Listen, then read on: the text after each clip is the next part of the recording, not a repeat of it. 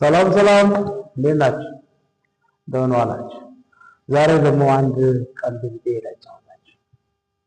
ልጁ ትምህርት ቤት ይሄድና የሂሳብ አስተማሪ እያስተማረ ለምሳሌ ይላል አባትህ 100 ብር ቢሰጥህና 4 ሙዝ ብትገዛው እና 2 ሙዝ ብትበላ ስንት ሙዝ ይቀርሃል?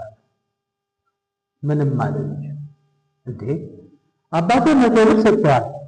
ከዛ አንተ የገዛው 4 ሙዝ ነው። ከአራቱም 2 ሙዝ በልተሃል እና ስንት ሙዝ ይቀርሃል? ይለው አሁንም ልጁ ምንም ዜሮ ይለዋል። እዚህ አስተማሪው ተናዶ አንተ ልጅ ጤና የለህም እንዴ?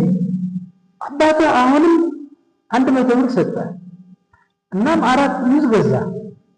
ከዚህ ከአራቱ ሙዝ 2ቱን ስትበላ ስንት ይቀርሃል ሲለው ልጁ ምን እንዳለ ታውቃለህ? አባቴማ እንኳን ለየመቶ ብር ለእናቴ የማይሰጣትም አለና አረፈው ይባላል። ይህ ላይ መልካም ቀን። እሺ ዘና ፈታ በሉ።